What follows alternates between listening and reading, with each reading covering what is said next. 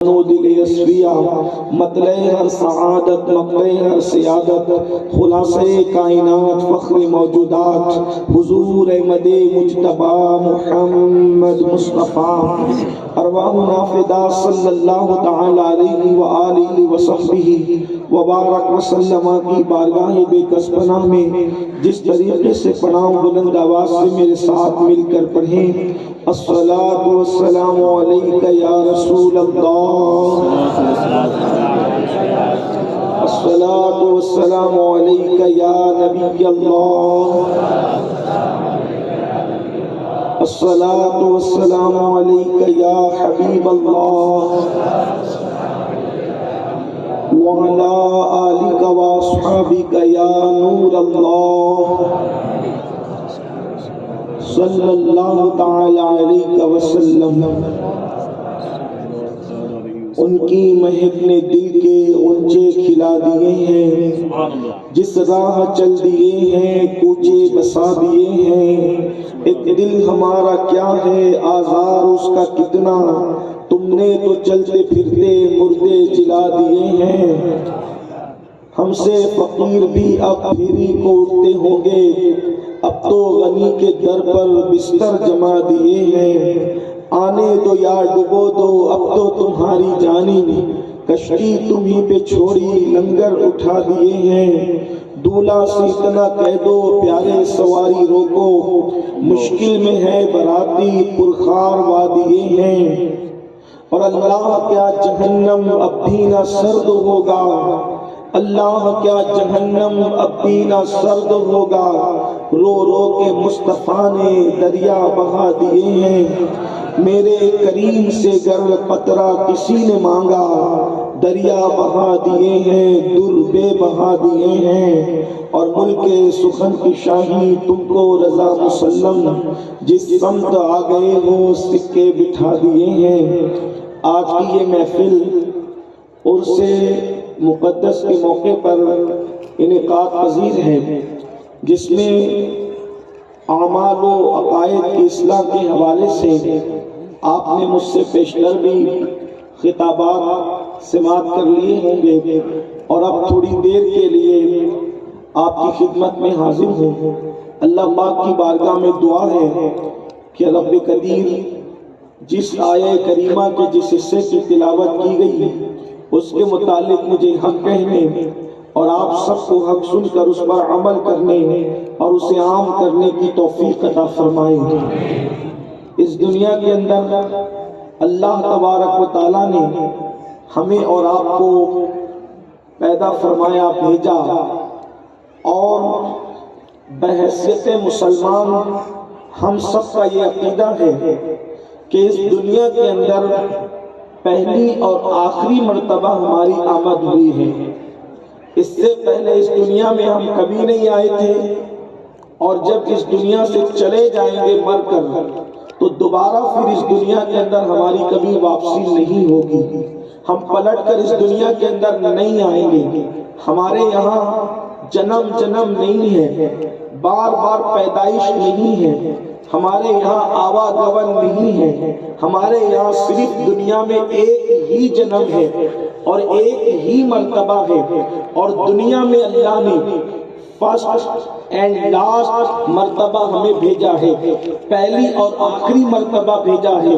اس سے پہلے کبھی نہیں آئے تھے، اس کے بعد کبھی نہیں آئیں گے۔ اس کا مطلب یہ ہے کہ جو دن ہماری زندگی میں آتا ہے وہ پہلی اور آخری مرتبہ آتا ہے، جو ہفتہ ہماری زندگی میں آتا ہے وہ پہلی اور آخری مرتبہ آتا ہے، حتیٰ کہ جو سیکنڈ ہماری زندگی میں آتا ہے وہ پہلی اور آخری مرتبہ آتا ہے۔ اس سے پتہ چلا، اللہ اکبر، آپ اندازہ کریں کہ جو دن زندگی میں پہلی اور آخری مرتبہ آئے پھر اس کی قدر کتنی ہونی چاہیے، اس کی اہمیت کتنی ہونی چاہیے، اس زندگی کی قدر کتنی ہونی چاہیے۔ اللہ تبارک و تعالیٰ نے زندگی دے کر ہم پر احسان کیا، لیکن ساتھ ہی ساتھ اس نے ہمارا امتحان بھی لیا۔ قرآن دنیا میں آنے کا مقصد بیان کرتا ہے، یہ زندگی اللہ نے کیوں عطا فرمائی، اور یاد رکھنا دنیا میں ہمیشہ نہیں رہنا، ایک دن موت آئے گی، موت کی تلوار ہمارے سروں پر لٹک رہی ہے، ایک دن موت آئے گی، روح اور جسم کا رشتہ ٹوٹ جائے گا، پھر ہم نہ نیکی کر سکیں گے نہ گناہ کر سکیں گے، جو کچھ کر سکتے ہو صرف زندگی میں کر سکتے ہو، موت کے بعد کوئی عمل نہیں کیا جا سکتا۔ اللہ اکبر، رب نے زمین پر کیوں بھیجا؟ تو قرآن کہتا ہے الذی خلق الموت والحیات لیبلوکم ایکم احسن عملا، کہ ہم نے زندگی اور موت کو پیدا کر کے تمہیں آزمایا ہے، تمہارا امتحان لیا ہے کہ کون تھوڑی سی زندگی کو پا کر اچھا عمل کرتا ہے، اچھا عمل کون کرتا ہے۔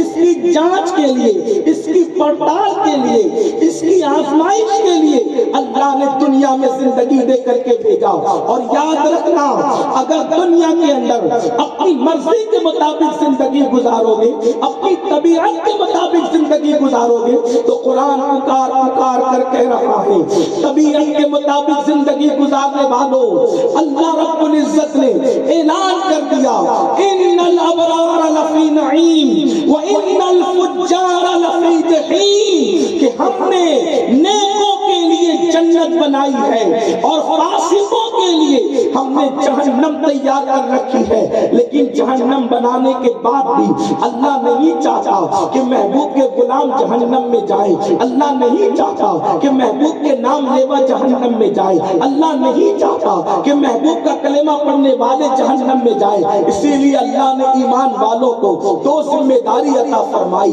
یا ایھا الذین آمنوا قوا انفسکم واہلیکم نارا، اے ایمان والو اپنے آپ کو بھی اور اپنی اولاد کو بھی جہنم کی آگ سے بچاؤ۔ کون سی جہنم؟ وقودها الناس والحجارہ، وہ جہنم جس کا ایندھن انسان اور پتھر ہے۔ اللہ اکبر، دو ڈیوٹی دی گئی، دو ذمہ داری دی گئی، کیا؟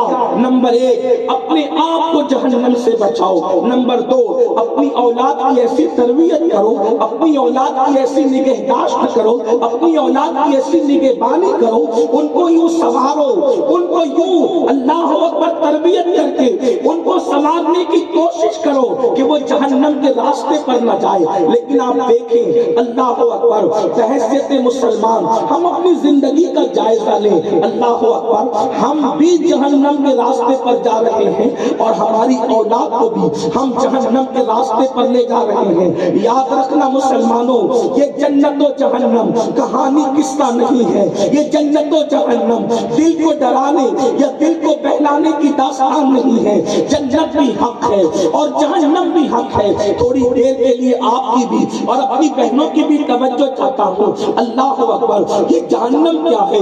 آئیے ذرا حدیث پاک کی روشنی میں سنیں، جہنم کسے کہتے ہیں؟ جہنم کے راستے پر جانے والوں، جہنم کی راہ پہ جانے والوں، دنیا میں کوئی انسان ایسا نہیں جو اللہ کے عذاب کو برداشت کر سکے۔ کسی انسان کے جسم میں اتنی طاقت نہیں کہ اللہ کے عذاب کو برداشت کر سکے۔ جانتے ہو اللہ اکبر، میرے آقا صلی اللہ علیہ وسلم کے پیارے دیوانوں، حیرت کی بات تو یہ ہے جن کو جنت کا کوئی ٹھکانہ عطا پتہ نہیں ہے وہ بڑے بے فکر ہے کہ مولانا ہم تو جنتی ہے، اور جن کو میرے رسول نے جنت کی بشارتیں دی تھی وہ لوگ پوری پوری رات رویا کرتے تھے اپنی مغفرت اور بخشش کے حوالے سے۔ اللہ اکبر، غفلت کی انتہا ہوتی ہے میرے بھائی کو، جنہوں نے واقعی جنت و جہنم کو سمجھا وہ راتوں کو روتے تھے۔ ہمارا حال یہ ہے کہ معاذ اللہ ہم سوچتے ہیں زندگی میں 5 وقت کی نماز بھی کبھی نہیں پڑھتے۔ حالت یہ ہے جمعہ کی 2 رکعت پڑھ کر مسجدوں سے ایسے بھاگتے ہیں جیسے اسکول کی چھٹی ہونے پر اسکول کے بچے بھاگتے ہیں، اس طرح مسجدوں سے ہم بھاگتے ہیں۔ اس کے بعد بھی ہمیں گھمنڈ ہے، ہمیں غرور ہے، اللہ اکبر کہ ہم جنت میں جائیں گے۔ صاحب مجمع الزوائد اپنی کتاب میں لکھتے ہیں کہ اللہ کے رسول صلی اللہ علیہ وسلم نے فرمایا کہ جو اپنے آپ کو قطعی اور یقینی جنتی سمجھے، میں محمد اعلان اعلان کرتا ہوں کہ وہ جہنم میں جائے گا۔ اللہ اکبر۔ اندازہ تو فرمائیں، صحابہ کرام آنسو بہائے مصلی پر۔ آپ جانتے ہیں آئیے جس روزی کا اللہ نے وعدہ کیا ہے اس روزی کی فکر تو ہے، لیکن جس مغفرت کا ہمارے ساتھ کوئی وعدہ نہیں ہے اس مغفرت کے لیے ہم نے کیا کیا؟ اللہ نے ہم سے مغفرت کا کوئی وعدہ نہیں کیا، بلکہ اللہ کا اعلان ہے وَيُعَذِّبُ مَن يَشَاءُ، ہم جس کو چاہیں گے عذاب دیں گے، وَيَغْفِرُ مَن يَشَاءُ، اور جس کو چاہیں گے اس کی مغفرت کریں گے۔ کوئی وعدہ نہیں ہے، اس کی مرضی پر ہے۔ اگر وہ چاہے تو بڑے بڑے پاپیوں کو بخش دے۔ ایک میں کیا، میرے امام کہتے ہیں، ایک میں کیا، میرے عصیان کی حقیقت کتنی، مجھ سے 100 لاکھ کو کافی ہے۔ اشارہ تیرا اگر وہ چاہے تو محبوب کے اشارے ابرو پر کروڑوں مجرموں کو جنت عطا کر دے، اور اگر وہ نہ چاہے تو نبی کا سگا چچا بھی بچھو کی شکل میں جہنم میں ڈالا جائے۔ اٹھا کے دیکھو حدیث پاک، کیا آزر ابراہیم علیہ السلام کا سگا اور حقیقی چچا نہ تھا؟ مگر حدیث میں آتا ہے کہ آزر کو بچھو کی شکل میں جہنم کے اندر داخل کیا جائے گا۔ ہم جسے چاہیں گے مغفرت کر دیں گے۔ کہاں ہے مغفرت کی فکر؟ کہاں ہے آخرت کی فکر؟ کہاں ہے؟ ہم نے کب آخرت کی فکر کی؟ جہنم کے عذاب سے بچنے کے لیے ہم نے کب سوچا؟ جانتے ہو وہ صدیق اکبر سیدنا ابو بکر صدیق۔ کون صدیق؟ انبیاء کے بعد روئے زمین پر سب سے افضل ترین ہستی، افضل البشر بعد الانبیاء بالتحقیق، جس کے بارے میں اللہ کے رسول نے فرمایا، حضور علیہ السلام فرماتے ہیں ساری امت کا ایمان ایک پلڑے میں رکھا جائے اور ابو بکر صدیق کا ایمان ایک پلڑے میں رکھا جائے تو امت کے ایمان پر ابو بکر کا ایمان بھاری پڑ جائے۔ وہ سیدنا صدیق اکبر رضی اللہ تبارک و تعالی جن کو رسول اللہ نے اپنی ظاہری حیات میں اپنے مصلی امامت پر کھڑا کیا، اور کئی وقتوں کی نماز میرے آقا نے صدیق اکبر کے پیچھے کھڑے رہ کر کے ادا فرمائی۔ وہ صدیق اکبر ایک مرتبہ چڑیوں کو دیکھتے، صبح کے وقت آپ راستے سے تشریف لے جا رہے تھے، دیکھا کہ چڑیا چہچہا رہی ہے تو صدیق اکبر چڑیوں کو دیکھ کر کہتے ہیں اے چڑیوں تم کتنی خوش نصیب ہو، اے چڑیوں تم کتنی خوش نصیب ہو۔ اور یہ کہہ کر صدیق اکبر روتے ہیں۔ کون صدیق اکبر؟ عمر ابن خطاب جیسی ہستی کہتے تھے کاش میری ماں نے مجھے پیدا نہ کیا ہوتا بلکہ میں ابو بکر کے سینے کا ایک بال بن جاتا۔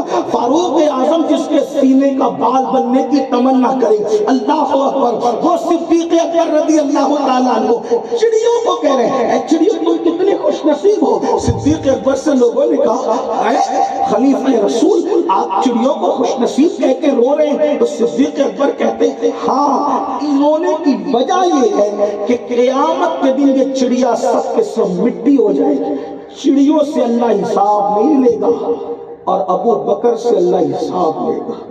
اس لیے ابو بکر سوچ رہا ہے کہ چڑیا کتنی خوش نصیب ہے، کتنی خوش نصیب ہے یہ چڑیا۔ اب سے پوچھنا چاہتا ہوں جن کو رسول پاک نے جنت کی بشارت دی، یہی تو اپنے نبی کی شان ہے۔ حضور نے دنیا میں جنت کی بشارتیں دی ہیں، یعنی ہمارے نبی کو اللہ نے جنت بھیک میں دینے کا بھی اختیار عطا فرمایا ہے، اور جنت کو بانٹنے کا اور جنت کو بیچنے کا بھی اختیار عطا فرمایا ہے۔ اسی لیے تو حضور تاج الشریعہ کہتے ہیں جہاں وادی عطا کر دے، بھری جنت ہبا کر دے، نبی مختار کل ہے جس کو جو چاہے عطا کر دے، اور جہاں میں ان کی چلتی ہے وہ دم کیا سے کیا کر دے، زمین کو آسمان کر دے، سوریا کو سنا کر دے۔ حضور صاحب اختیار ہے، لیکن آقا نے جن کو جنت کی بشارتیں دی ان کا حال کیا ہمیں بھی جنت کی بشارت ہے؟ ہمیں بھی جنت کی بشارت؟ ہمارے پاس کیا ہے؟ ہم نے کیا کیا ہے، ہماری زندگی میں کیا ہے، ہم نے کیا قربانیاں دی ہے۔ سنو اور غور سے سنو، جس جہنم سے بچنے کا اللہ نے حکم دیا اور اپنی اولاد کو جہنم سے بچانے کا حکم دیا، اس جہنم کے متعلق اللہ کے سچے نبی صلی اللہ علیہ وآلہ وسلم فرماتے ہیں کہ جہنم کے اندر سب سے ہلکا اور کم عذاب، سب سے ہلکا عذاب، ہلکے سے ہلکا عذاب، سب سے کم عذاب جہنم کے اندر جس جہنمی کو دیا جائے گا وہ یہ کہ اس کے پیروں میں آگ کی جوتیاں پہنائی جائیں گی۔ اللہ کے رسول علیہ السلام فرماتے ہیں آگ کی جوتی۔ میری قوم کے جوانوں، اگر واقعی واعظ اور نصیحت سننے کے لیے آئے ہو، تھوڑی آپ کی توجہ چاہتا ہوں، بڑی معذرت کے ساتھ میں کوئی لطیفہ آپ کو نہیں سنا سکوں گا، اور میں معذرت چاہتا ہوں، آپ کو میں یہ نہیں کہہ سکوں گا کہ ان کو دیکھو جنت میں جاؤ اور ان کو دیکھو جنت میں جاؤ، کیونکہ میرا مسلک فکر رضا ہے اور ہمارے یہاں مبالغہ آرائی سے کام نہیں لیا جاتا۔ جن کو دکھا کر کے ظالم جنت بانٹتے ہیں ان کے ایمان پہ خاتمے کی کیا گارنٹی ہے، اب تک میں یہ نہیں سمجھ پایا۔ غوث اعظم جیسی ہستی ایمان پر خاتمے کے لیے روتی رہے اور ہم لوگوں کو مفت میں جنت بانٹے جلسوں کے اندر، شاید یہ بدعت کم سے کم حضور مفتی اعظمین کی حیات ظاہری تک تو نہ تھی، اس کے بعد ہمارے یہاں بے باکیوں کو اس قدر دورہ ہوا کہ ہم نے شرابیوں کو، جواریوں کو رات بھر نرم گدے پر لیٹ کر زنا کی فلم دیکھنے والوں کو اتنا بے باک کر دیا ہے کہ آپ ہمیں دیکھ کر جنت میں چلے جاؤ۔ حیرت ہے جن صحابہ نے اس رسول کو دیکھا تھا، اس رسول کو جس نے کہا تھا من رعانی فقد رعا الحق، جس نے مجھے دیکھا اس نے حق دیکھا، اس رسول کو دیکھا تھا۔ میرے عزیز آپ کو بتاؤں حضور کو دیکھنا کیا چیز ہے، واللہ کوئی نماز، کوئی روزہ، کوئی حج، کوئی زکوٰۃ، کوئی شہادت حضور کو دیکھنے کے برابر عبادت نہیں ہو سکتی، اس لیے کہ قیامت تک نمازی ہوں گے، قیامت تک حاجی ہوں گے، قیامت تک شہید ہوں گے، قیامت تک غازی ہوں گے، قیامت تک مجاہد ہوں گے، لیکن اب کوئی صحابی نہیں ہو سکتا، اس لیے کہ صحابی کوئی سجدوں سے نہیں بنتا، بلکہ صحابی تو آمنہ کے لال کا چہرہ دیکھنے سے بنتا۔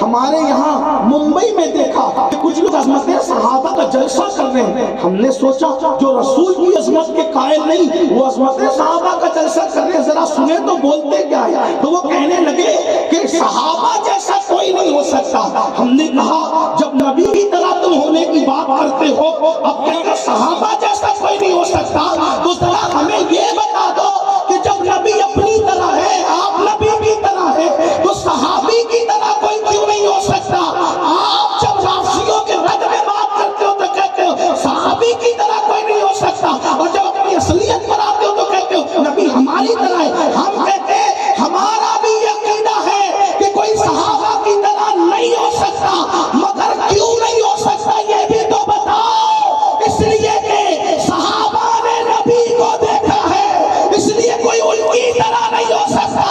ارے جب کوئی دیکھنے والے کی طرح نہیں ہو سکتا ہے تو اس چہرے والے کی طرح کوئی کیسے ہو؟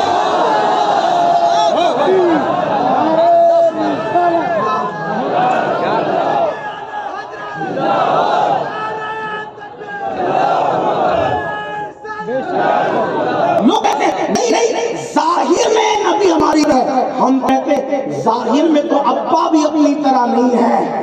کیوں؟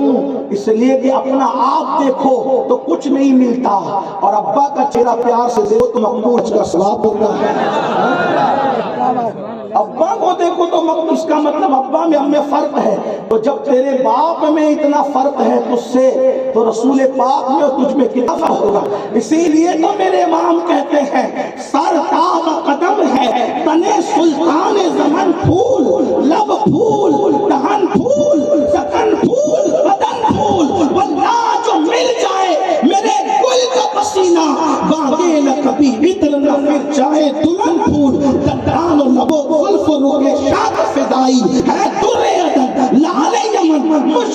دشمن پھول. تو لوگوں نے سوچا یہ کون سا پھول ہے, پھول میں تو کانٹے ہوتے ہیں. تو یہ بھی غلط فہمی میرے امام نے دور کر دی اور کہا وہ کمال حسن حضور ہے کہ گمان نقص جہاں نہیں, یہی پھول رات سے دور ہے, یہی شمع ہے کہ وہاں نہیں. میں نے ساتھ تیرے کلام پر میری یوں تو کس کو زبان نہیں. وہ سخن ہے جسے سخن نہ ہو, وہ بیان ہے جس کا بیان نہیں. وہ شاہ عرب کے بڑے بڑے تیرے آگے یوں دبے نچے, کوئی جانے منہ میں زبان نہیں, نہیں بلکہ جس کو میں جا رہی کروں تیرے نام پہ جا فدا. نہ بس جا تو جہاں فدا, تو جہاں سے بھی نہیں جی بھرا, کروں کیا کروڑوں جہاں. شان مصطفی ہے, مصطفیٰ جان احمد کی شان یہ ہے. لیکن سنو اور غور سے سنو, اللہ کے سچے نبی مصطفیٰ جان احمد صلی اللہ علیہ وسلم ارشاد فرماتے ہیں سب سے ہلکا عذاب, سب سے ہلکا عذاب جو جہنمی کو دیا جائے گا, اس کے پیر میں آگ کی جوتی پہنائی جائے گی, اور دنیا کی آگ سے 69 درجہ زیادہ, 69% زیادہ جہنم کی آگ میں حرارت ہے. جہنم کی آگ میں میرے اور تمہارے سچے نبی نے فرمایا کہ جب جہنمی کے پیر میں ہلکے عذاب کی شکل میں آگ کی جوتی پہنائی جائے گی, تو آگ کی جوتی کا اثر اس جہنمی پر یہ ہوگا کہ اس کے سر میں اس کا بھیجا ایسے کھولنے لگے گا جیسے چولہے پہ رکھی ہوئی ہانڈی کے اندر پانی کھولنے لگتا ہے. اور میرے اور تمہارے آقا صادق و مصدوق نبی فرماتے ہیں اللہ پر کاش کوئی اپنے آپ پر رحم کر لے. گناہ کے اڈوں کو آباد کرنے والوں, عیاشیوں کے آشیانے تعمیر کرنے والوں, کانوں میں ایئر فون لگا کر کے گانے اور غزلیں سننے والوں, نرم نرم بستروں پہ لیٹ کر کے زنا کی فلمیں دیکھنے والوں, اللہ اکبر, عورتوں پر باپ کی نظریں ڈالنے والوں, زنا کے اڈوں کی طرف جانے والوں, نشہ کرنے والوں, نمازوں کو ترک کر کے مسجدوں کو ویران کرنے والوں, دل کے کانوں سے سنو, سچے نبی صادق و مصدوق جس کی زبان کی شان ہے, وہ زبان جس کو سب کنجی کہے, اس کی نافذ حکومت پہ لاکھوں سلام, وہ دہن جس کی ہر بات و وحی خدا, چشمہ علم و حکمت میں لاکھوں سلام. آقا فرماتے ہیں جب جہنم کی جوریاں اس جہنمی کو سب سے ہلکے اور کم عذاب کے حوالے سے پہنائی جائے گی, تو اس کا بھیجا ایسے کھولے گا جیسے پانی چولہے کے اوپر رکھی ہوئی ہانڈی میں پانی کھولتا ہے, اور ناک اس کا بھیجا بہے گا اور کان سے اس کا بھیجا بہے گا. یہ سب سے ہلکا عذاب ہے. صحابہ کرام نے عرض کیا یا رسول اللہ صلی اللہ علیہ وسلم, یہ سب سے ہلکا عذاب ہے, تو سب سے بھاری عذاب کیا ہوگا اور کس کو ہوگا؟ اب دل کے کانوں سے سننا. صحابہ نے عرض کیا یہ سب سے ہلکا عذاب ہے, تو سب سے بھاری اور بڑا عذاب کیا ہوگا اور کس کو ہوگا؟ تو فرمایا سب سے بڑا اور بھاری عذاب اگر جہنم میں کسی کو ہوگا تو ان کو ہوگا جنہوں نے جان بوجھ کر کے نمازیں ترک کی ہوگی, جنہوں نے جان بوجھ کر کے نمازیں چھوڑی ہوگی. اللہ اکبر. آئیے ایک بات عرض کروں اور گفتگو مکمل ہو. ایک مرتبہ اللہ کے رسول صلی اللہ علیہ وسلم نے جو ہے جہنم کا مشاہدہ صحابہ کے سامنے پیش کیا. آقا کریم علیہ الصلوۃ والتسلیم فرماتے ہیں اے میرے صحابہ, ایک بار میں نے جہنم کا مشاہدہ کیا تو میں نے جو جہنم میں دیکھا, اب آقا بیان کرتے ہیں اس کو میں بطور مفہوم بیان کروں تاکہ لوگ اپنے آپ کو بچا لیں. اللہ اکبر. اگر ماہرین موسمیات اعلان کر دینا کہ طوفان آئے گا تو لوگ طوفان کی تیاری کرتے ہیں, ہے نا ایسا ہی. ماہرین موسمیات اعلان کر دیتے ہیں بارش آئے گی, لوگ بارش کی تیاری کرتے ہیں, یہ ہوگا اس کی تیاری کرتے ہیں, زلزلہ آئے گا اس کی تیاری کرتے ہیں. ماہرین موسمیات کی پیشین گوئی جھوٹ بھی ہو سکتی ہے, سچ بھی ہو سکتی ہے, لیکن میرے نبی نے جہنم کا عذاب بیان کیا ہے. اے میری قوم کے جوانوں اور میری مائیں اور بہنیں بھی بیٹھی ہے, ان کی بھی توجہ چاہتا ہوں۔ آقا نے جہنم کا قاعدہ پیش کیا، تھوڑی سی اس کی جھلک سماعت کر لیں، اگر وقت رہا تو پوری حدیث پڑھ سکوں گا، ورنہ جتنا ٹائم میں گنجائش ہے اتنا پڑھ کر بات مکمل کروں گا۔ میرے اور تمہارے سچے نبی مصطفیٰ جان رحمت صلی اللہ علیہ وسلم فرماتے ہیں کہ میں نے جہنم میں کا مشاہدہ کیا تو میں نے کیا دیکھا کہ ایک بندہ ہے، ایک انسان ہے جو لیٹا ہوا ہے اور اس کے سر پر ایک بہت بڑی چٹان ماری جاتی ہے، اس کے سر پہ ایک بہت بڑی چٹان ماری جاتی ہے، اور جب چٹان اس کے سر پہ ماری جاتی ہے تو اللہ کے رسول فرماتے ہیں اس کا سر ایسے پس جاتا ہے، تمثیل کے طور پہ بتا رہا ہوں، ایسے پس جاتا ہے جیسے ہتھوڑے کو اگر چنے پر مارا جائے، چنے پر ہتھوڑا مارا جائے تو چنے کی پوزیشن کیا ہوگی، چنے کا حال کیا ہوگا، ایسے ہی جب اس کے سر پر جہنم کی چٹان ماری جاتی ہے اس کا سر پس جاتا ہے، ریزے ریزے میں تبدیل ہو جاتا ہے۔ اللہ اکبر۔ آقا فرماتے ہیں میں نے جبریل سے پوچھا اے جبریل یہ کون ہے جس کے سر پہ چٹان ماری جاتی ہے اور اس کا سر ریزہ ریزہ ہو جاتا ہے، پتھر لڑک کر کے دور جاتا ہے، پھر وہ پتھر اٹھانے کے لیے جاتا ہے، اس کا سر دوبارہ پھر صحیح ہو جاتا ہے، پھر سر پہ مارا جاتا ہے، پھر سر پس جاتا ہے، پھر پتھر لڑک جاتا ہے، وہ پتھر کو اٹھا کے لاتا ہے، پھر سر پہ مارتا ہے۔ میں نے پوچھا یہ کون ہے؟ جبریل امین نے عرض کیا یا رسول اللہ صلی اللہ علیہ وسلم یہ آپ کی امت کے وہ انسان ہے جو نماز نہیں پڑھتے تھے، نماز سے غفلت کرتے تھے، آج ان کے سروں کو چٹان سے یوں پیسا جا رہا ہے، پتھروں سے یوں عذاب دیا جا رہا ہے۔ سوچو تو صحیح، اگر سر پہ تھوڑی سی چوٹ لگ جائے کتنی تڑپ ہوتی ہے، کتنی بے چینی ہوتی ہے۔ لوگ ہیلمٹ لگا کر بائک اس لیے چلاتے ہیں ہاتھ ٹوٹ گیا زندگی بچ سکتی ہے، پیر ٹوٹ گیا زندگی بچ سکتی ہے، لیکن سر پہ چوٹ آئی تو جینا مشکل ہو جاتا ہے۔ مگر سوچو اے نماز کے اوقات میں موبائل پر گیم کھیلنے والوں، نماز کے اوقات میں میوزک سننے والوں، نماز کے اوقات میں دوستوں اور احباب کے ساتھ بیٹھ کے ٹائم پاس کرنے والوں، میرے آقا فرمانے اللہ اکبر جہنم کی چٹان سے سر پیسا جا رہا ہے۔ غور تو کرو، اندازہ تو کرو، یہ کوئی موبائل کا آرائی نہیں، حدیث پاک ہے۔ پھر میرے آقا فرماتے ہیں ہم اور آگے بڑھے تو ہم نے جہنم کے اندر دیکھا کہ کچھ عورتیں ایسی ہیں کہ جن کے سینے سے ان کو باندھا گیا ہے، سینے کے بل، بہت زیادہ اس کی تشریح نہیں کر سکتا، حیا کے پردے میں صرف بتانا چاہتا ہوں، بہنوں کی توجہ چاہتا ہوں، کچھ عورتیں ایسی جہنم میں سینے کے بل ان کو جہنم کی آگ کی کھوٹیوں سے لٹکایا گیا ہے اور وہ چیخ رہی تھی۔ میں نے پوچھا جبریل یہ کون ہے؟ عرض کیا یا رسول اللہ صلی اللہ علیہ وسلم یہ وہ عورتیں آپ کی امت کی جو اپنے بچوں کو دودھ نہیں پلاتی تھی، اپنے بچوں کو دودھ نہیں پلاتی تھی۔ ماں اور بہنوں کی توجہ، آپ کا خادم آپ کا بھائی ہونے کی حیثیت سے عرض کر رہا ہوں، آج سیریلوں میں فلموں میں دیکھ کر عورتیں دودھ نہیں پلا رہی بچوں کو۔ یاد رکھنا میری بہنوں، اگر صحت کا کوئی معاملہ ہے، بیماری کا کوئی معاملہ ہے، عذر کا کوئی معاملہ ہے تو بات الگ ہے، ورنہ ماں بنی ہو تو اپنے بچے کو دودھ پلاؤ۔ دودھ پلانے کی فضیلت کیا ہے؟ میرے اور تمہارے آقا فرماتے ہیں جب تک عورت دودھ پلاتی رہتی ہے، جب تک عورت اپنے بچے کو دودھ پلاتی رہتی ہے، اللہ فرشتے سے فرما دیتا ہے کہ اس کے نامہ اعمال میں جہاد کا ثواب لکھا جائے، یعنی یہ عورت مسلسل جہاد میں وہ ثواب لکھا جائے، اور ہر دودھ کے قطرے میں،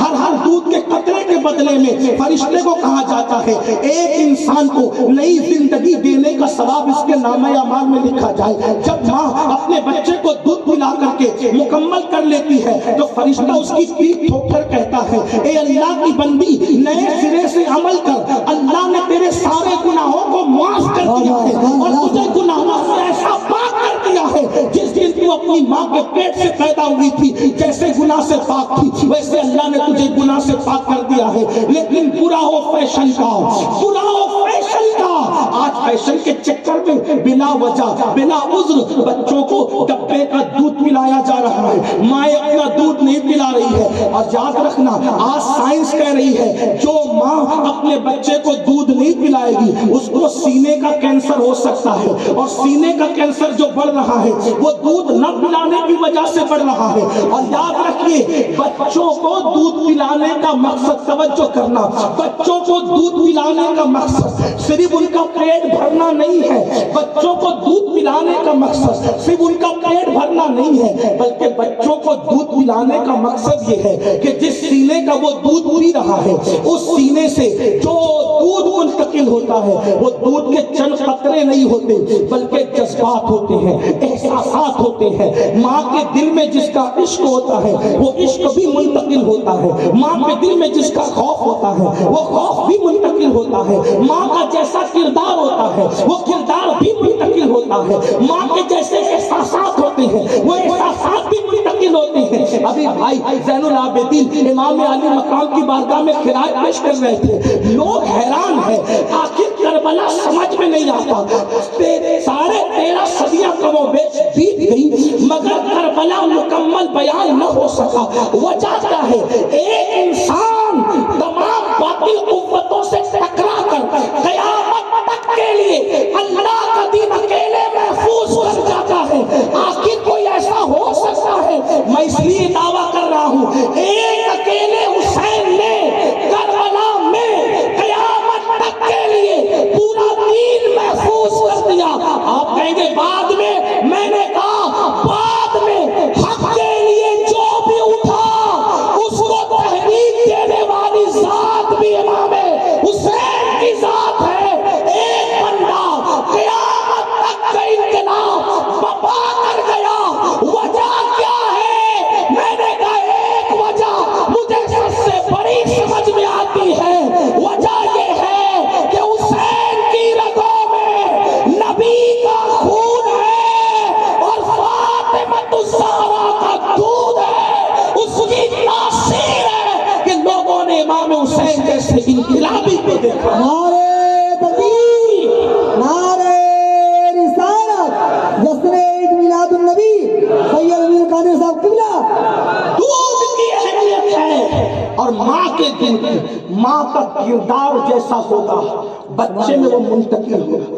آج اسلامی معاشرہ کے جلسے بہت ہو رہے ہیں لیکن لوگ سدھرتے نہیں۔ سننے کے لیے ہزاروں کا مجمع ہے، عمل کے لیے ہزاروں کا مجمع نہیں۔ میں لوگوں سے کہتا ہوں ہزاروں کی بھیڑ دیکھ کے میرا کلیجہ ٹھنڈا نہیں ہوتا، میں شکر ضرور کرتا ہوں کہ دین کے نام پہ لوگ جمع ہو کے اللہ تیرا شکر، مگر میرا دل ٹھنڈا نہیں ہوتا۔ کیوں؟ اس لیے کہ جتنی تعداد میں جلسہ سننے کے لیے آتے ہو، جب تک اتنی تعداد میں فجر کی نماز میں نہیں آؤ گے ہمارا کلیجہ ٹھنڈا نہیں ہو سکتا۔ عمل کے لیے نہیں آؤ گے ہمارا کلیجہ، بلکہ یہ بھی قیامت کی نشانیوں میں سے ایک نشانی ہے کہ لوگ دین سننے جمع ہوں گے، دین پر عمل کرنے جمع نہیں۔ یہ بھی قیامت کی نشانیوں میں سے ایک نشانی ہے، لیکن اس کی وجہ کیا ہے؟ لوگ سنتے ہیں عمل نہیں کرتے۔ وجہ جو بچہ ماں کے پیٹ سے اندھا لنگڑا لولا پیدا ہو، ڈاکٹر کہتے ہیں اس کا کوئی آپریشن نہیں ہو سکتا کیونکہ یہ ماں کے پیٹ سے ہے۔ تو جو ماں کے پیٹ کا عیبی ہو کوئی سرجن اس کا آپریشن نہیں کر سکتا، علاج نہیں کر سکتا۔ تو جو ماں کے پیٹ سے بگڑے ہوئے پیدا ہو، اسلامی معاشرہ کے جل سے ان کو کیسے سدھار سکتے ہیں؟ ہنسنے کی بات نہیں، غصے کی بات نہیں۔ مائیں جب تک تلاوت قرآن کرتی تھی بچے کو پیٹ میں رکھ کر، مائیں جب تک نعتیں پڑھتی تھی بچوں کو پیٹ میں رکھ کر، اس وقت تک کے بچوں کا الگ عالم تھا۔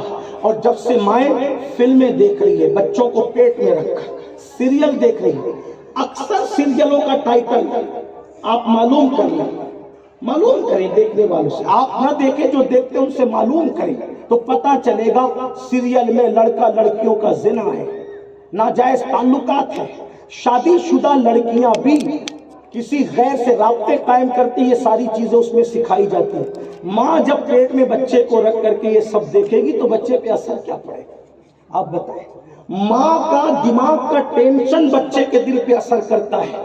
ماں کے دل کی کیفیت، جب بچہ ماں کے پیٹ میں آتا ہے تو ماہرین کہتے ہیں نفسیاتی کہ اس کو غم مت دینا، ورنہ بچہ احساس کمتری لے کر پیدا ہوگا، اس کا دل خوش رکھنا، ورنہ بچہ جو ہے وہ بدھو پیدا ہوگا۔ یہ ساری چیزیں بتائی جاتی ہے اور لوگ اس کا احتیاط بھی کرتے ہیں، لیکن حیرت ہے یہ کیوں نہیں کہا جاتا کہ شکم میں بچہ آئے تو ماں کو گناہ سے محفوظ رکھنا، ورنہ بچہ پاپی پیدا ہوگا۔ آپ نے سنا، بار بار سنا، غوث پاک کی امی 17 پاروں کی حافظہ تھی، تو غوث پاک ماں کے شکم سے 17 پارے کے حافظ قرآن پیدا ہوئے۔ اب ہماری مائیں گانوں کی حافظہ ہے تو بچے کیا کریں؟ اچھل کود دیکھ رہی تو بچے کیا کریں؟ کوئی روکنے ٹوکنے والا نہیں، مگر سن لو اللہ کے رسول علیہ الصلوۃ والتسلیم نے جہنم کا کتنا دردناک عذاب بیان فرمایا۔ آقا فرماتے ہم آگے چلے تو ہم نے پھر دیکھا کچھ عورتیں جہنم میں اوندے منہ لٹکی ہوئی ہے، ننگی ہے، جہنم میں ننگی اوندے منہ لٹکی ہوئی ہے، چیخ رہی ہے۔ میں نے پوچھا جبریل یہ کون عورتیں ہیں؟ جبریل امین نے عرض کی یا رسول اللہ صلی اللہ علیہ وآلہ وسلم یہ آپ کی امت کی وہ عورتیں ہیں جو کپڑا پہن کر بھی ننگی رہتی تھی، کپڑا پہن کر بھی ننگی رہتی ہے۔ صحابہ کو حیرت ہوئی، عرض کی یا رسول اللہ کوئی کپڑا پہن کر ننگا کیسے رہ سکتا ہے؟ کوئی کپڑا پہن کر کیسے ننگا رہ سکتا ہے؟ تو آقا نے ان کو بتایا کہ کپڑا پہن کر ننگے رہنے کا مطلب یہ ہے کہ اتنے پتلے پتلے اور باریک لباس وہ پہنتی ہوگی کہ کپڑا پہننے کے بعد بھی ان کا جسم نظر آتا ہوگا، یا اتنے تنگ اور چست لباس، فٹنگ میں لباس پہنتی ہوگی کہ کپڑا پہننے کے بعد بھی جسم نظر آتا ہوگا۔ میری بہنوں، سیریل کو آئیڈیل بنانے کی ہمارے لیے ضرورت نہیں ہے۔ سیریلوں کو آئیڈیل وہ قوم بنائے جن کے پاس محمد الرسول اللہ جیسا نبی نہ ہو۔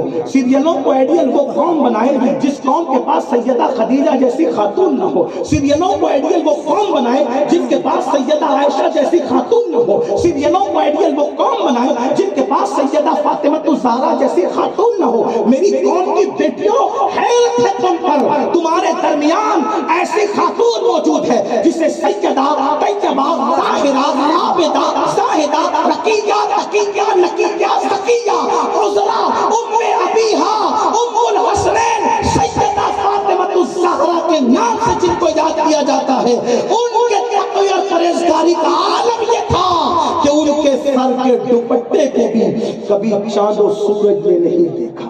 فاطمہ الزہرا کے دوپٹے کی بات، بالوں کی نہیں، سر کے دوپٹے کی بات کر رہا ہوں، جس کے سر کے دوپٹے کو کبھی چاند و سورج نے نہیں دیکھا۔ یہ نبی کی شہزادی تھی جن کی بارگاہ میں میرے امام یوں خراج پیش کرتے ہیں، جس کا آنچل نہ دیکھا مہو مہر نے، جس کا آنچل نہ دیکھا مہو مہر نے، اس ندائے نزاہت پہ لاکھوں سلام اللہ، جس کے سر کے دوپٹے کو کبھی چاند و سورج نے نہیں دیکھا۔ اور آج کی بیٹیاں ولیمے میں بے پردہ جا رہی، مفلر کی طرح دوپٹے لٹکے ہوئے، کوچنگ میں بے پردہ جا رہی، کالج بے پردہ جا رہی، یونیورسٹی بے پردہ جا رہی، شادیوں میں دیور بھاوج جو ہے وہ ہنسی مذاق کر رہے ہیں، اور جو ہے وہ بہن بھائی اور سالی کی ہنسی مذاق ہوئی۔ ہمارے کیا تصور ہے دیور اور بھاوج کا؟ صحابیہ نے پوچھا آقا دیور کیا ہے؟ دیور کے بارے میں حکم بیان کرے۔ آقا فرماتے دیور تو موت ہے، موت۔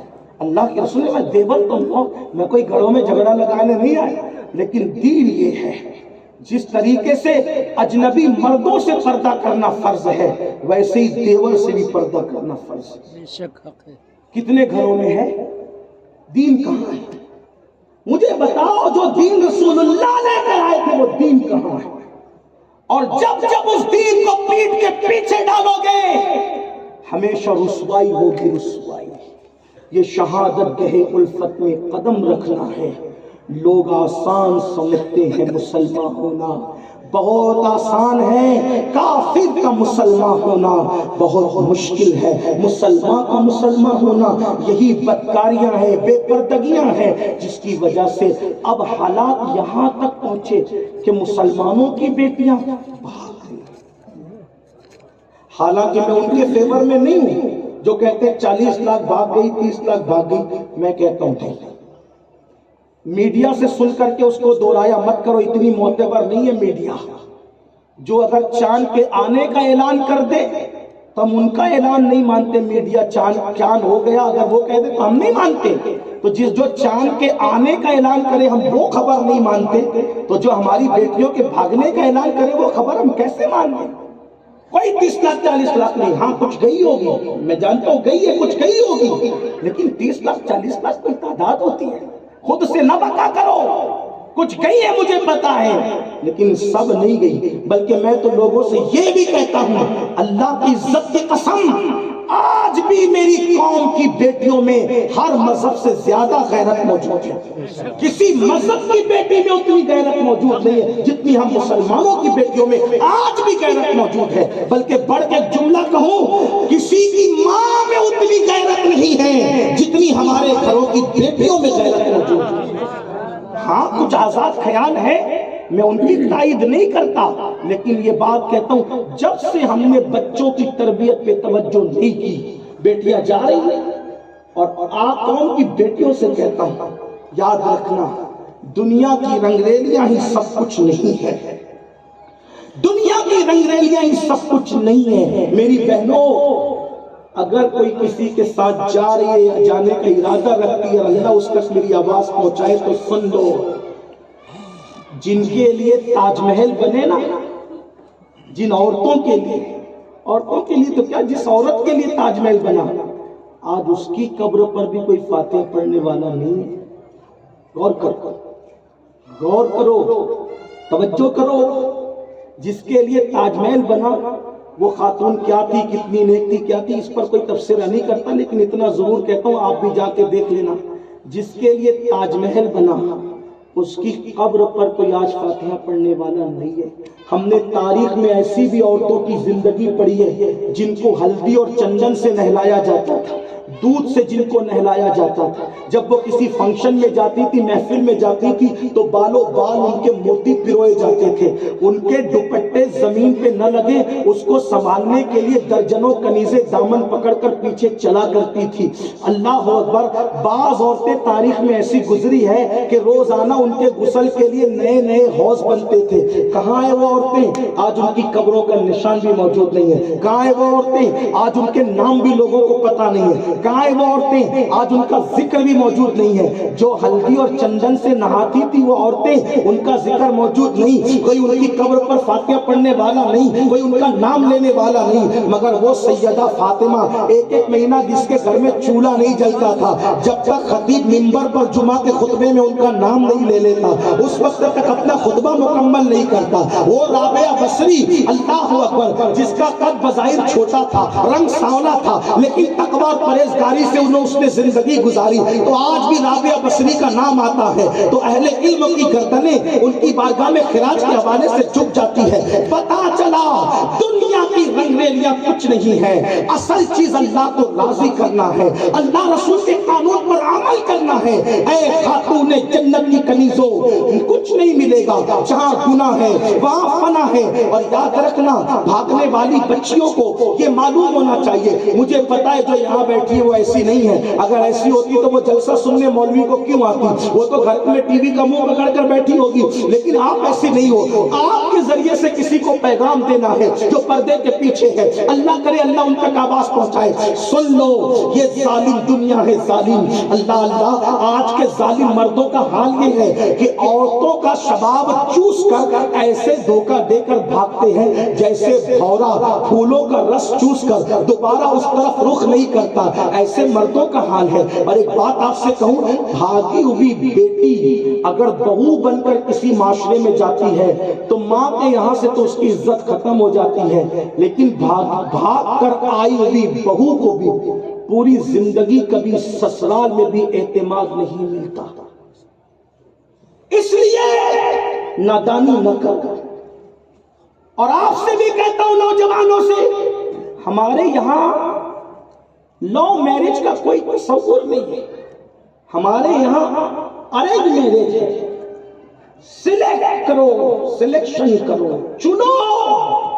اللہ کے رسول علیہ السلام کی بارگاہ میں جب حضرت نفیسہ آئی اور کہنے لگی اے میرے بھتیجے محمد، آپ نکاح کیوں نہیں کرتے؟ کہا ابھی تک سوچا نہیں. کہا نکاح کریں؟ کہا کون ہے؟ تو کہا خدیجہ اپنے آپ کو آپ کی بارگاہ میں پیش کرتی ہیں نکاح کے لیے. تو میرے آقا نے فرمایا تھا جب تک میں اپنے چچاؤں سے مشورہ نہ کر لوں میں ہاں نہیں کر سکتا. جو نبی مختار کل ہیں، جو نبی مختار کل ہیں، اللہ پاک نے جو 4 رکعت کی اس کو وہ 2 رکعت کر دیتے ہیں اور اللہ اس پر نہ نہیں کرتا بلکہ وہی قانون بنا دیتا ہے. آپ کہیں گے وہ کیسے؟ میں کہوں گا علماء موجود ہیں وہ جانتے ہیں. حضور علیہ السلام ہجرت کے لیے نکلے جلدی میں تھے. مدینے والوں کا خیال تھا کہ وہ آتے انتظار کرتے چلے جاتے ہیں، انتظار کرتے چلے جاتے آتے انتظار کرتے چلے جاتے. آقا جلدی سفر طے کرنا چاہتے تھے. 4 رکعت کی نیت کی، جلدی میں 2 رکعت پہ سلام پھیر دیا. سلام کیا پھیرنا تھا؟ بتاؤ کوئی بڑے سے بڑا انسان اگر 4 کی نیت کر کے 2 پہ سلام پھیرے تو کیا حکم ہے؟ کہا دوبارہ پڑھ. لیکن حضور نے جلدی میں سلام پھیرا. حضور سے نہیں کہا دوبارہ پڑھے، بلکہ دوبارہ پڑھنا کیا کہا جاتا، یہ کہا گیا محبوب تم نے جلدی میں سلام پھیر دیا، آج کے بعد قانون بن گیا، جو سفر میں رہے گا جلدی ہو یا نہ ہو آپ کی سنت کے مطابق اس کو 4 رکعت والی 2 ہی پڑھنی ہے. زندہ باد زندہ باد. ہمیں 2 اور 4 سے کیا، ہم تو تیری اداؤں کو چاہتے. عبادت نام ہے تیری گلی میں آنے جانے کا، تصور میں تیرے رہنا ریاضت. سبحان اللہ سبحان اللہ. سوچا ان کے لیے 4 رکعت والی 2 رکعت ہو گئی، ان کے لیے بیت المقدس کو کی بجائے کعبہ قبلہ ہو گیا. آپ اندازہ تو کریں وہ اللہ رب العزت کے قانون کو تبدیل کرنے کا اختیار رکھتے ہیں. اللہ نے ان کو یہ اختیار عطا فرمایا، لیکن اس کے باوجود بھی اپنی امت کو قیامت تک کے لیے قانون دینا تھا.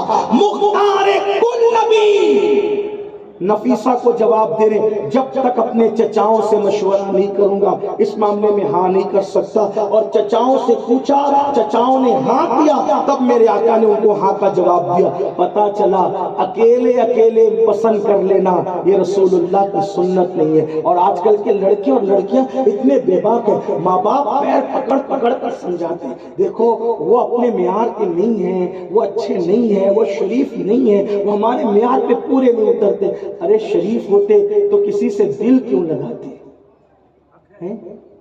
تو بچوں کو اتنا بھوت سوار ہوتا ہے، ماں باپ کی نہیں مانتے. ایک بات کہوں، بات سمیٹتے بات کہوں، میرے بچوں، وہ میرے نوجوان بھائیوں، اگر اپنی مرضی سے شادی کرو گے ماں باپ کا دل دکھا کے تو یاد رکھنا جو ماں باپ کی نافرمانی کرتے ہوئے حج کو جائے اللہ اس کا حج اس کے منہ پہ مار دیتا ہے. ماں باپ کو چھوڑ کر کوئی عبادت کرے تو اللہ اس کی عبادت قبول نہیں کرتا. جب ماں باپ کو چھوڑ کر عبادت قبول نہیں ہوتی تو جو ماں باپ کو چھوڑ کر شادیاں کرے گا تو اس کی شادی میں خوشی کیسے ہوگی، اس کی زندگی میں راحت کیسے ہوگی، اس کی زندگی میں برکت کیسے ہوگی. آپ کو ایک بات بتاؤں، مجھے بات یاد آئی. دیکھو میں نے کہا نا کہ ماں باپ کو چھوڑ کے حج کو جاؤ گے تو اللہ تعالیٰ حج بھی نہیں ہونے دے گا، رد کر دے گا، منہ پہ مار دے گا. کچھ کو حیرت ہوئی ہوگی. میں آپ کو ایک بات بتاؤں، کتابوں میں لکھی ہے ایک بہت بڑے ولی تھے، بہت بڑے ولی. ایک دن انہوں نے ان کی امی سے کہا امی مجھے کعبے کی زیارت کی بہت یاد آ رہی ہے، حج کے ایام قریب ہے اور میرا حج تو کئی بار ہو چکا ہے لیکن بہت یاد آ رہی کہ میں حج کروں، نفلی حج کروں. نفلی حج، حج نفل کے بارے میں اماں نے کہا بیٹا میں کمزور ہوں، چل پھر نہیں سکتی، اٹھنے بیٹھنے مجھے تکلیف ہے، تم تو حج کر ہی چکے ہو، نہ جاؤ حج کو، رہنے دو، مجھے تمہاری ضرورت پیش آتی ہے. وہ ولی تھے، اللہ کے برگزیدہ بندے تھے. ماں نے کہہ دیا تو رک گئے. پھر اچانک خیال آیا کہ میں حج کو تو جا رہا ہوں، اگر امی منع کرتی ہے تو بھی حج کو جانے میں کیا حرج ہونا چاہیے. وہ نکل گئے. اور ان کا پلان کیسا تھا، یہ نہیں کہ ممبئی سے بیٹھے 4-5 گھنٹے میں جدہ، لکھنؤ سے بیٹھے 4-5 گھنٹے میں جدہ، یہ والا حج نہیں. پہلی بات تو جانا تھا پیدل. نمبر 2 طریقہ یہ تھا ان کا حج کا، دن بھر سفر کریں گے اور رات کو جہاں رکیں گے رات بھر نوافل پڑھیں گے، عبادت کریں گے، اور صرف چند گھنٹہ جتنی دیر تک پیٹھ سیدھی کرنے کے لیے اور دماغ صحیح رکھنے کے لیے جتنی نیند ضروری ہے بس اتنی نیند، باقی دن کو چلنا، رات کو عبادت کرنا. یہ دن بھر چلے. شام ہوتے ہوتے پڑوس کے گاؤں میں پہنچے، مسجد میں رکھا سامان اور سامان رکھ کر مقیم ہو گئے کہ اب عبادت کریں گے. ادھر رات ہوئی، رات شام تک ماں نے سوچا کہ کہیں باہر گیا ہوگا میرا بچہ، رات ہوئی تو نہیں آئے. ضرورت پیش آ گئی، آواز دی بیٹا او میرے بیٹے، جواب نہیں آیا. اچھا مجھے چھوڑ کے حج کو گیا ہے، تو پھر وہ تو ماں تو ماں ہے. دل سے آہ نکلی اللہ کی پناہ. اللہ کے رسول علیہ السلام فرماتے بد دعا سے بچو.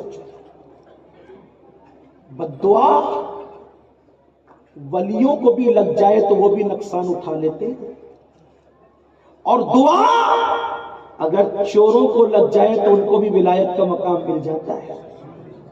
ماں باپ کی دعا میں وہ تاثیر ہے، نہ ان کی دعا رد ہوتی نہ ان کی بد دعا رد ہوتی ہے۔ ایک کلپ آئی تھی، میں دیکھ رہا تھا، آپ نے بھی دیکھا ہوگا کہ ایک بیٹی کسی اور کے ساتھ نکاح کرنا چاہتی ہے اور باپ پولیس اسٹیشن میں اس کے پیر پکڑ کر گھر تو چل میری بیٹی، گھر چل کے بعد وہ ماننے تیار ہے۔ یاد رکھنا ایسی بیٹیاں وہ دن دیکھے گی، بد دعا کے طور پہ نہیں کہہ رہا ہوں لیکن آگاہ کرنے کے لیے کہہ رہا ہوں، دین چھوڑ کر جانے والی بیٹی تو جس کے ساتھ جا رہی ہے وہاں خدا سے وفا نہیں ہے تو تیرے ساتھ کیا وفا ہو سکتی؟ ہوش کے ناخن لو، جتنا خوبصورت تمہارا دین ہے اتنا خوبصورت کسی کا دین نہیں، جتنا حسن تمہارے دین میں اتنا حسن کسی کے دین میں نہیں ہے۔ اور اگر تم نے سیریل اور فلموں سے یہ سیکھ لیا ہے کہ مسلمان بیوی سے پیار نہیں کرتے، مسلمان بیوی سے پیار نہیں کرتے، مسلمان بیوی سے پیار نہیں کرتے، میں کہتا ہوں یہ جھوٹ ہے، سب سے بڑا جھوٹ ہے۔ آج کی تاریخ میں بھی مسلمان بدعمل ہونے کے باوجود بھی اپنی بیوی سے جتنا پیار کرتا ہے کوئی پیار نہیں کرتا۔ میں تو لوگوں سے کہتا ہوں، اپنی بہنوں سے بھی کہتا ہوں، ہوش کے ناخن لو، اور جو غلط پروپیگنڈا کرتے ہیں کہ مسلمان بیوی سے پیار نہیں کرتے ان کو بھی کہتا ہوں، تاج محل تمہارے باپ نے بنایا ہے کیا؟ کس لیے بنا تاج محل؟ تو کہا بیوی کی محبت میں بنا۔ میں نے کہا یہی تو ہماری وفا ہے کہ تم سے تو ایک نہیں سنبھلتی، ایک چھوڑ کر کے تم تڑپا تڑپا کر کے پھرتے رہتے ہو۔ ہمارا حال یہ ہے کہ بیوی اگر زندہ ہو تو اس کے رخسار کے تل پر ہم سمرقند اور بخارا جیسا شہر بساتے ہیں، اور اگر مر جائے تو اس کی یاد میں تاج محل جیسی عمارت بناتے ہیں۔ ہم سے زیادہ پیار کرنے والا کون سا بیوی سے؟ اور سن لو ایک بات اور بھی، آپ نے کعبے کو جس بھی اینگل سے دیکھا ہوگا، ایک زاویہ تو یہ بھی ہے نا کہ اگر شوہر بیوی سے پیار کر لے تو سمرقند اور بخارا جیسے شہر بستے ہیں اور تاج محل جیسی عمارت بنتی ہے، اور اگر بیوی سچا پیار کر لے شوہر سے تو مکہ جیسا شہر بستا ہے اور کعبہ جیسی عمارت بنتی ہے۔ سبحان اللہ سبحان اللہ، زندہ باد زندہ۔ بتاؤ تو صحیح، مکہ بسا کیسے؟ ایک بیوی شوہر کے پیار میں بیٹھ گئی، ابھی تو مکہ جیسا شہر بس۔ یہ وفا ہے بیوی کی۔ ہمارے یہاں بیوی بھی بے مثال ہے، شوہر بھی بے مثال ہے۔ آج بھی ہمارے یہاں پیار ہے، محبت ہے، لیکن آج کہیں اگر کھٹاس پیدا ہو گئی تو آپ دونوں سے کہتا ہوں، جو سن رہے ہیں مرد بھی اور عورتیں بھی، سیریل دیکھ کر ازدواجی زندگی گزارنے کی بجائے رسول اللہ کی زندگی دیکھ کر ازدواجی زندگی گزارو، وہ محبت کے پھول کھلیں گے جس کا اندازہ نہیں کر سکتے۔ یاد رکھنا، حضور نے بیویوں سے جتنا پیار کیا، ایک الگ عنوان ہے، لیکن صرف ایک بات بتاتا ہوں۔ ام المومنین سیدہ عائشہ فرماتی ہیں جب دودھ پیتے تھے حضور تو کٹورا پہلے ہماری طرف بڑھا دیتے تھے، پہلے ہم لوگ دودھ پیتے تھے اور بچا ہوا دودھ حضور کو پیش کرتے تھے۔ حضور ہمارے ہونٹ کا نشان دیکھ کر وہیں پر لب لگا کر وہیں سے دودھ پیا کرتے تھے۔ ہم ہڈی چوس کر حضور کو دیتے تھے، ہماری چوسی ہوئی ہڈی کو حضور چوسا کرتے تھے۔ ہم کھانا کھاتے تھے، ہماری انگلیوں کا نشان دیکھ کے حضور وہاں سے کھانا لیتے تھے۔ ہم لڑ کر کے روٹ کے بیٹھ جاتے تھے، حضور نے ہم سے کبھی لڑائی نہیں کی، حضور نے ہمیں کبھی نہیں ڈانٹا، حضور منانے کے لیے آیا کرتے تھے۔ اماں عائشہ کہتی ہے میں ناز کرتی تھی، میں نہیں مانتی تھی تو میری کان کی یہ لو پکڑ کر حضور ہلکے سے دبا کے کہتے تھے او ننھی منی عائشہ اٹھ کھڑی ہو، تو میں مسکرا دیا کرتی تھی۔ جب ہم سفر میں ہوتے تو حضور کہتے تھے چلو ہم دوڑ لگائیں گے، ہم دوڑ حضور علیہ السلام آج کا چپراسی بھی بیوی کو اتنا پیار نہیں دیتا جتنا خدا کے محبوب دیا کرتے تھے۔ اللہ اکبر، جبریل جس کے برابر چلنے کی طاقت نہ رکھ سکیں وہ نبی اپنی ازواج سے کہتے تھے چلو دوڑ لگائیں گے۔ ہے کوئی ان کے مقابلے میں دوڑنے والا؟ تھکے تھے روح الامی کے بازو، کہاں وہ دامن کہاں وہ پہلو، رکاب چھوٹی امید ٹوٹی، نگاہ حسرت کے ولولے میں جہاں جبریل کے پر تھکتے ہیں یہ رفتار مصطفیٰ جان رحمت ہے۔ اندازہ فرما آئے وہ اپنی ازواج سے کہتے چلو دوڑ لگائیں گے، اور ان کا دل رکھنے کے لیے ان کو آگے نکلنے کا موقع دیتے تھے، آگے نکلنے کا موقع دیتے تھے۔ وہ جب آگے نکل کر تو خوش ہوتی حضور ہم آگے نکل گئے، پھر حضور آگے نکل کر کہتے یہ نہیں کہ ہم نے تمہیں ہرا دیا، نہ وہ ہرانے کسی کو نہیں آئے تھے، کیا کہتے پہلے تم آگے نکل گئی تھی اب ہم آگے نکل گئے، اس لیے کل کا بدلہ آج ہو گئے۔ یہ محبتوں کا ماحول تھا، یہ پیار کا ماحول تھا۔ اما جان عائشہ سے کہتے ارے ذرا زمانے جاہلیت کے وہ فلاں شاعر نے جو شعر لکھے تھے مجھے پڑھ کے سناؤ، اما ان کو پڑھ کے سنایا کرتی تھی۔ اندازہ فرمائے یہ خوبصورت ماحول تھا میرے بھائیوں گھر کا، لیکن یہ رسول اللہ کے گھر کا ماحول تھا۔ ہمارے گھر میں مہندی بھی نہیں چھٹتی، طلاق کی نوبت کیوں آتی؟ سیریل دیکھ کر کے زندگی گزارنے کا طریقہ سیکھ رہے۔ بات دور نکل گئی، میں بات سمیٹ رہا ہوں، سمیٹ بھی لوں، پوری روایت تو نہیں پڑھ سکتا۔ عرض یہ کر رہا تھا کہ ماں کو ضرورت پیش آئی، ماں نے آواز لگائی بیٹا، جواب نہیں ملا، آہ نکلی، اچھا مجھے چھوڑ کر کے تو نکل گیا حج کو، کعبے کو، مجھے چھوڑ کر میری نافرمانی میں نکلا، آہ نکلی، مولا آسمان کی طرف دیکھ، مولا میرے منع کرنے کے بعد بھی یہ حج کو گیا ہے، ایک ماں کی بددعا ہے کعبے تک پہنچنے نہ پائے،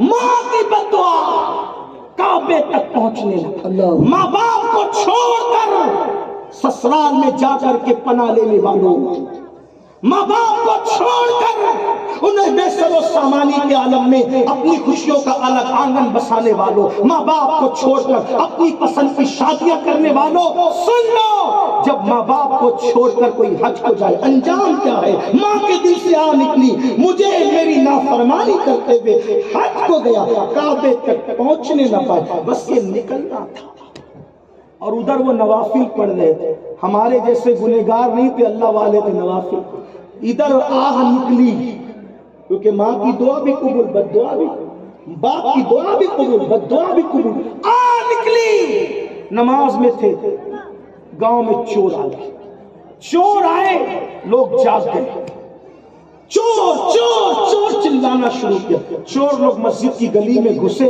اور پھر پتہ نہیں کہاں چھپ گئے، لوگوں کو مغالطہ ہوا، مسجد میں گئے، یہ مسجد میں گھسے تو دیکھا ایک آدمی سجدے میں رو رہا ہے، چراغ جلایا، پکڑا، اجنبی تھے، خوب مارا، مکار چوری کرنے آتا ہے، اور جب پکڑا جاتا ہے تو پکڑے جانے کے خوف سے سجدہ کرتا ہے، سجدے کو بدنام کرتا ہے، خوب مارا خوب مارا، جب مارتے مارتے تھک گئے تو پھر جیل میں بند کر دیا، صبح قاضی کے پاس مقدمہ پیش کر، صبح قاضی کے پاس مقدمہ پیش کر، قاضی صاحب جو چوری کے لیے آئے اور پکڑے جانے کے خوف سے سجدہ بدنام کرے، نماز بدنام کرے، اس کی سزا کیا ہے؟ کہا اس کے ہاتھ بھی کاٹو، اس کے پیر بھی کاٹو، اس کی آنکھیں بھی کاٹو، نکال دو اس کی آنکھیں، ہاتھ پیر کاٹ، ہاتھ کاٹے پیر کاٹے آنکھیں نکال دی۔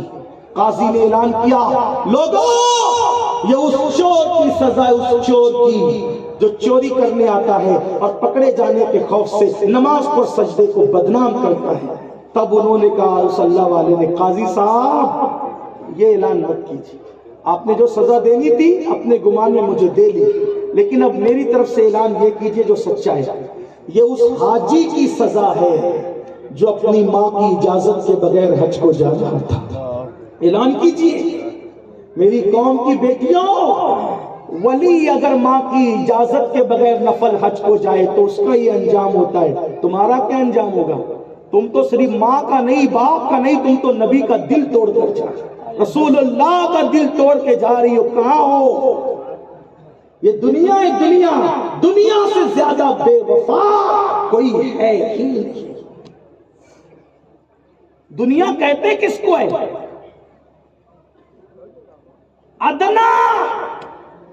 ادنا کی بھی تصغیر ہے دنیا، سوچو تو صحیح، سوچو تو صحیح کس قدر حقیر ہے دنیا، دنیا حقیر سے حقیر، مچھر کے پر کے برابر بھی اللہ کے نزدیک اس کی حیثیت نہیں۔ مردار بکری کے بچے جس میں کیڑے پڑ گئے ہو، اس سے بھی اتنی بھی اللہ کے نزدیک اور رسول اللہ کے نزدیک دنیا کی اہمیت نہیں۔ دنیا کے چکر میں پڑے 2 منٹ کی لذت کے لیے، چند لمحوں کی خوشیوں کے لیے ماں باپ کا دل دکھانا، رسول اللہ کا دل دکھانا، کہاں کی عقل ہے، کہاں کا ذہن ہے، کہاں کی فکر ہے؟ تو اس ولی نے کہا قاضی صاحب اعلان کرو اس حاجی کی سزا ہے جو ماں کی اجازت کے بغیر حج کو جائے۔ آپ کون ہیں؟ میرا نام فلاں ہے۔ اچھا، ارے یہ تو پڑوس کے گاؤں کے بہت بڑے برگزیدہ بندے، ہم نے کیا کر دیا، کیا کر دیا؟ کہا ارے اگر پڑوسیوں کو پتا چلے گا تو ہمارے گاؤں کی اینٹ سے اینٹ بجا دیں گے، یہ پورے گاؤں کے پیر ہے، اس پورے علاقے کے پیر ہے۔ اب کیا کریں؟ اب چپکے سے رات کا انتظار کرو اور ان کو رات کے اندھیرے میں وہاں ڈال کر کے جاؤ۔ یہ اللہ والے کسی کو بتائیں گے نہیں، لیکن اپنا معاملہ تو بچ جائے گا۔ اگر پبلک کو پتا چلا وہاں کی تو بڑا نقصان ہوگا۔ لوگ چپکے سے گئے، لے جا کر کے ان کو کہیں پہ ڈال دی۔ ماں تو ماں تھی۔ اب دوسری رات کو یاد آئی، رو کے کہتی اللہ میں نے تو کل بد دعا کر دی، میرے بچے کو مجھ سے ملا دے، بس اتنی دعا کرنا تھا۔ ان کو بھوک لگی تھی کیونکہ کھائے ہوئے بہت وقت گزرا تھا، ہے کوئی اللہ کے لیے مجھے کھلانے والا؟ ماں نے سوچا یہ آواز جانی پہچانی لگتی ہے، کس کی ہو سکتی ہے؟ ذہن سے نکل گئی کیونکہ غصہ تھا اور پھر معاملات تھے، اللہ کی حکمتیں بھی تھی، بہت ساری چیزیں تھی، تو رحم تو آ گیا مگر دل و دماغ پر کچھ اور چھایا تھا۔ آواز کس کے بارے جس کی بھی ہے؟ ماں نے کہا اے فقیر اتنی رات کو تو مانگ رہا ہے، ایک کام کر ہاتھ بڑھا تاکہ میں تجھے کھانا دے دوں۔ کہا مائی میرا ہاتھ نہیں ہے۔ کہا چل کر آ تاکہ تیری جھولی میں ڈال دوں، میرے پیر بھی نہیں ہے۔ کہا پھر اتنی رات کو تو اجنبی ہے، میں تیرے سامنے بے پردہ نہیں آ سکتی۔ تو انہوں نے کہا مائی میں اندھا ہوں، میری آنکھیں بھی نہیں ہیں، آ جاؤ۔ جیسی باہر نکلی تو دیکھا رے تو تو میرا بیٹا ہے، میری ماں ہو تم، کس نے مجھے لا کے ڈالا پتہ نہیں۔ بیٹا تیرا یہ حال کیسے؟